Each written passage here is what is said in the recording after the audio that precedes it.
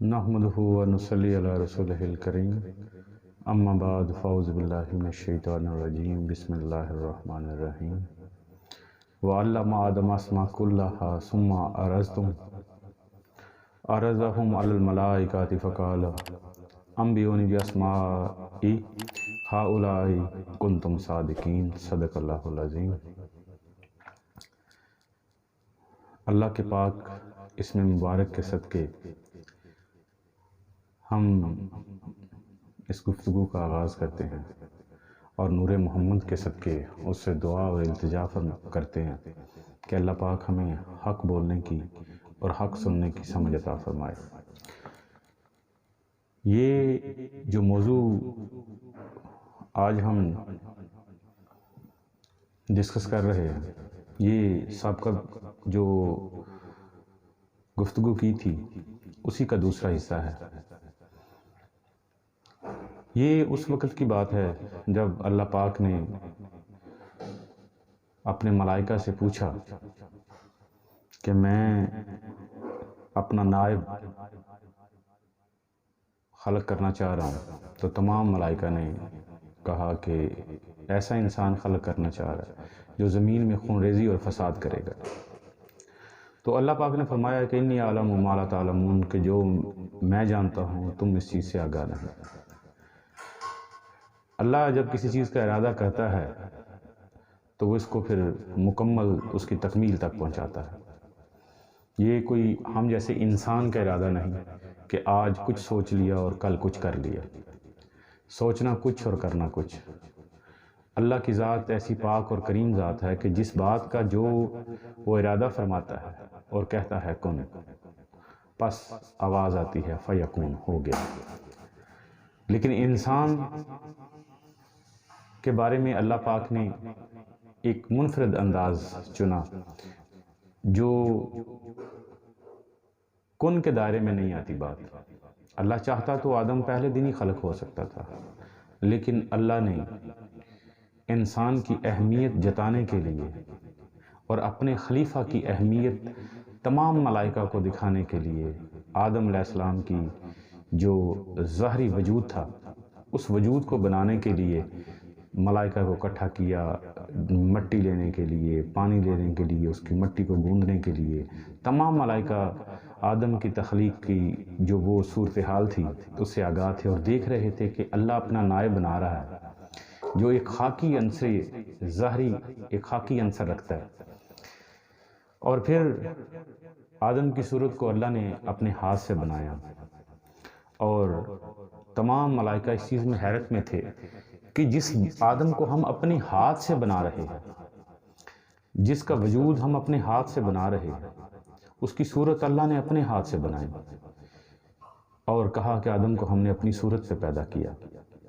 اور وہ جو فرشتوں کے ہاتھ سے لائی گئی مٹی تھی، پانی تھا، اس ظاہری وجود آدم علیہ السلام کا جو بنا تھا، وہ ملائکہ اس چیز میں حیرت میں تھے کہ یہ ہمارا سردار بننے جا رہا ہے، یعنی نوریوں کا سردار ایک خاکی انسان بننے جا رہا ہے،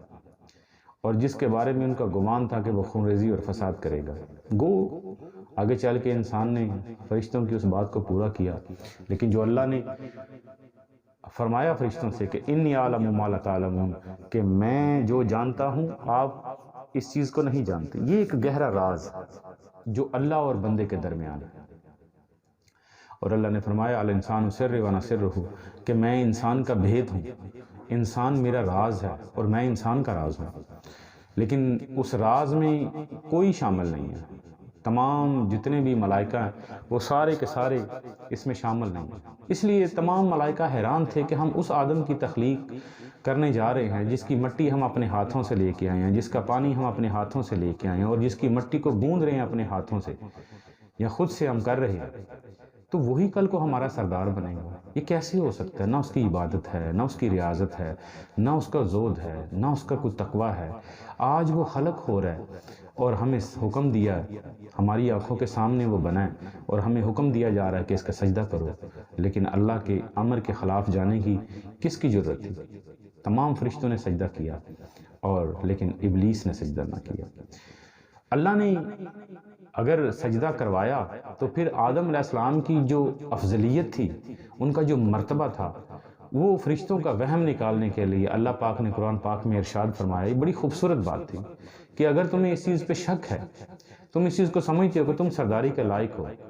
تو پھر کوئی بات نہیں، سامنے بیٹھ کے بات کر لیتے ہیں، مقابلہ کر لیتے ہیں۔ اللہ نے بڑی خوبصورت بات کی، آدم کو سب سے پہلے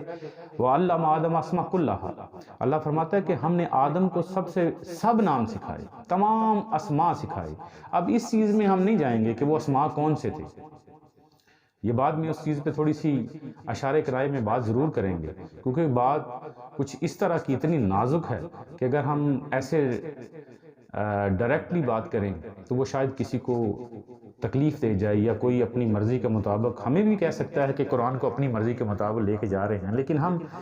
کسی کا نام لیے بغیر اشارتاً اشارے کرائے میں اس بات کو ضرور کریں گے۔ اللہ نے فرمایا کہ وہ آدم کو سب نام سکھائے، تمام اسماء، وَعَلَّمَ آدَمَ اسْمَاءَ كُلَّهَا، کہ یعنی تمام جو وہ نام تھے، اسماء تھے۔ اب مختلف تفاسیر میں ان کا چیزوں کی طرف اشارہ کیا گیا ہے۔ اللہ نے کون سی چیز دکھانی تھی جس کے نام پوچھنے تھے فرشتوں سے؟ یہ چیز کی بات نہیں ہو رہی، یہ اسماء کی بات ہو رہی ہے، وہ نام تھے، یعنی وہ کچھ نہ کچھ تو ضرور تھا۔ تو اگر تخلیق آدم کی بات ہو رہی ہے اور پوچھا آدم اور فرشتوں سے جا رہا ہے،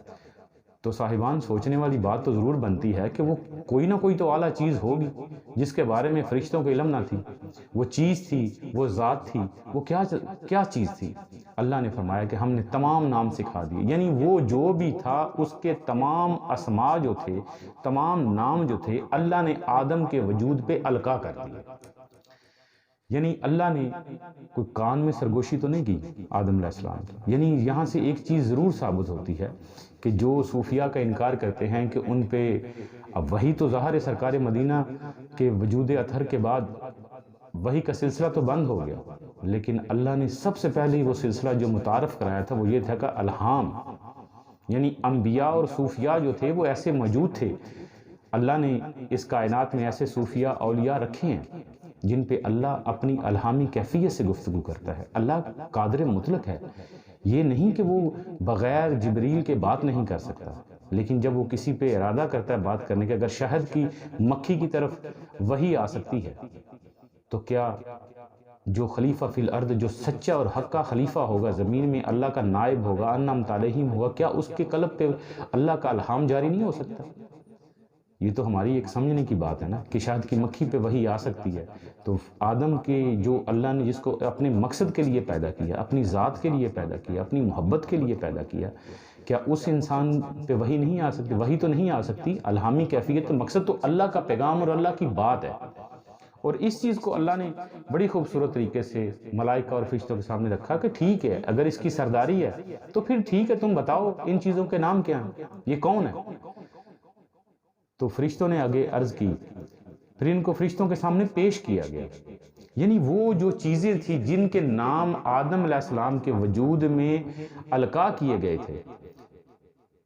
تو وہ فرشتوں کے سامنے وہ چیزیں پیش کی گئی۔ وہ چیزیں تھیں، وہ ذات تھی، وہ کیا تھا، یہ آدم اور فرشتے بہت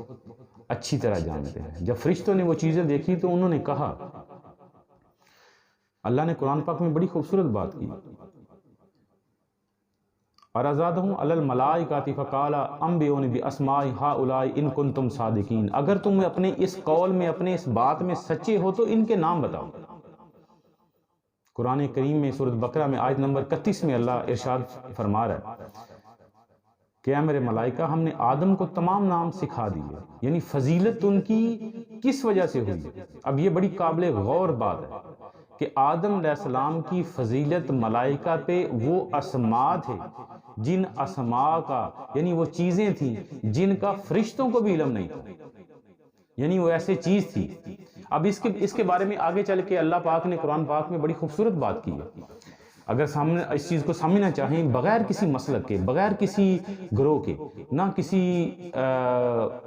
عالم کے، اب قرآن کو اگر اپنے کسی ناطق قرآن کی طرف سے ہم سمجھیں، اس چیز کو دیکھیں تو ہمیں اس چیز کا بخوبی اندازہ ہوتا ہے۔ اس کو سمجھیں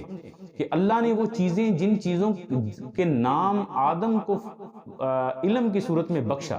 کہ ہم نے آدم کو تمام علم سکھا دیے، تمام اسماء سکھا دیے جن کا فرشتوں کو علم نہیں تھا، یعنی ان ناموں کی برکت سے آدم علیہ السلام کو ملائکہ پہ فضیلت ملی۔ اب یہ تو کبھی ہمیں کسی نے نہیں بتایا کہ وہ نام کون تھے، وہ کون سے نام تھے، وہ کون سی چیزیں تھیں جس کا آدم علیہ السلام کو القاء کیا گیا اور فرشتوں پہ حکمرانی ملی،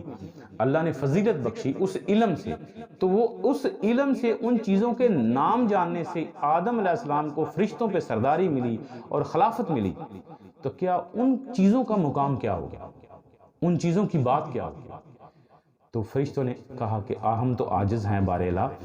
ہم نہیں بتا سکتے ان چیزوں کو، ہمیں تو جتنا علم دیا گیا ہے ہم اپنے اس علم کے مطابق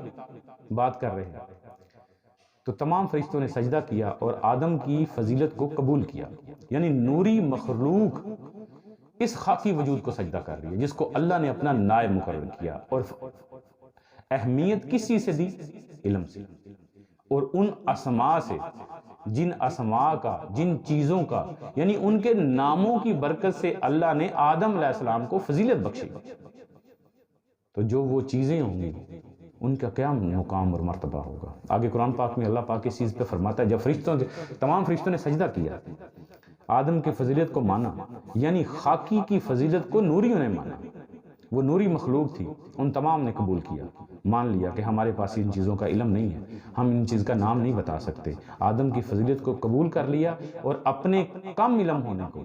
قبول کر لیا کہ ہاں یہ سرداری کے لائق ہے۔ اگر اس چیز سے، ان چیزوں سے جن چیزوں کا ہمیں علم نہیں ہے، اور آدم آج پیدا ہوا ہے وہ جان رہا ہے، یعنی اس چیز سے بہت ساری چیزیں ہمیں سوچنی اور سمجھنی پڑیں گی کہ نوری مخلوق ہونا کوئی کمال نہیں، ان اسماء کا جاننا سب سے بڑا کمال ہے جن کی افضلیت اور اہمیت سے،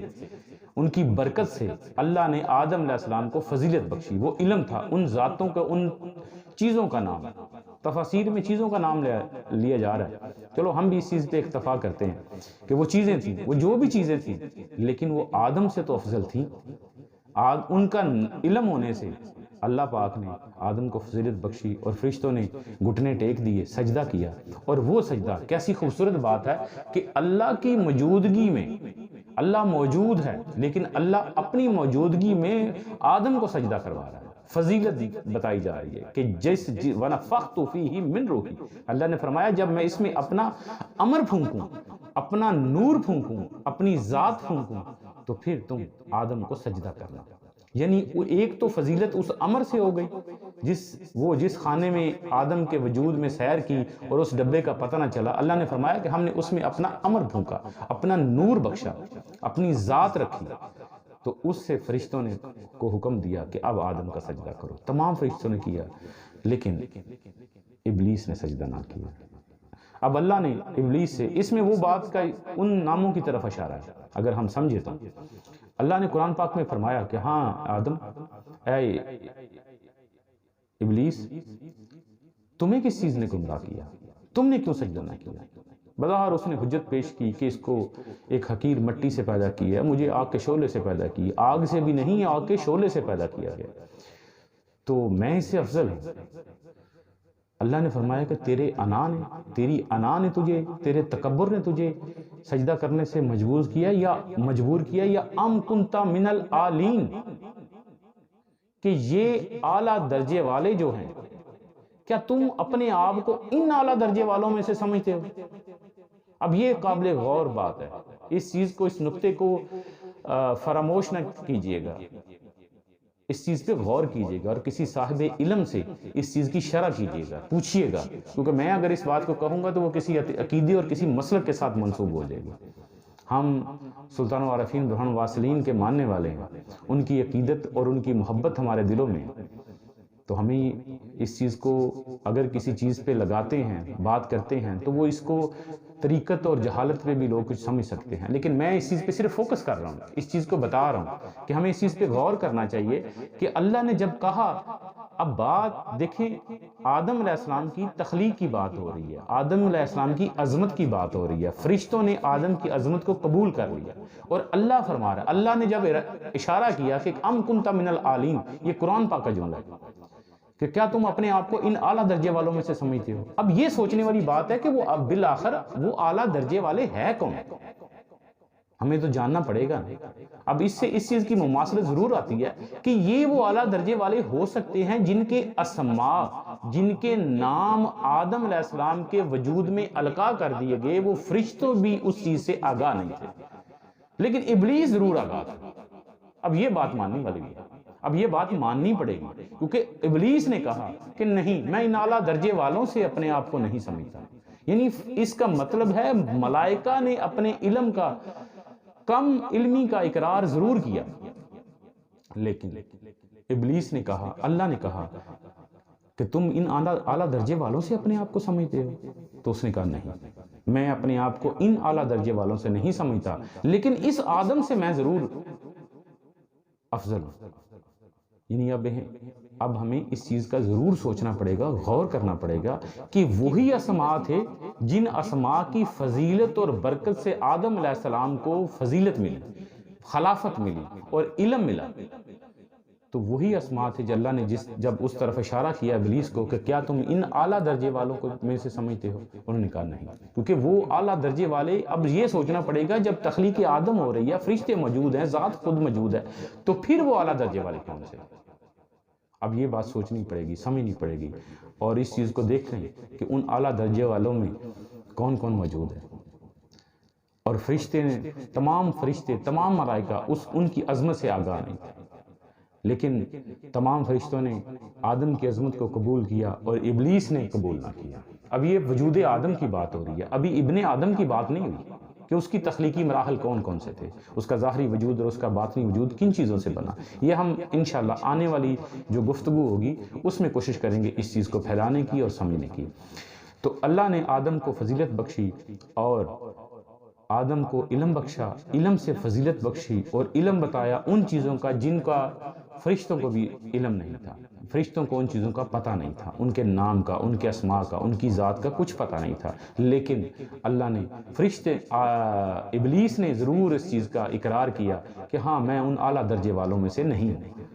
لیکن میں اس کو ضرور، اس کو آدم کو اور اس کی اولاد کو ضرور گمراہ کروں گا۔ جب اللہ نے اس کو مردود بارگاہ کیا تو پھر اس نے بڑی خوبصورت بات کی کہ مجھے، یہ بہت قابل غور بات ہے، یہ نقطہ بڑا باریک ہے کہ آدم علیہ السلام سے حسد کی بنیاد پہ جب اس نے سجدہ نہ کیا تو اس نے کہا ہے بارے اللہ، اس آدم کی وجہ سے میں گمراہ ہوا، مجھے کچھ چاہیے، مجھے وہ طاقتیں چاہیے، مجھے کچھ چاہیے۔ یعنی اس کو میرے شاہ جی بادشاہ بڑی سادہ لفظوں میں بتاتے تھے کہ جب کسی فیکٹری سے، کسی ادارے سے کوئی انسان نکلتا ہے تو وہ کہتا ہے پھر میری اجرت مجھے دے دیں۔ اب یہ بات بھی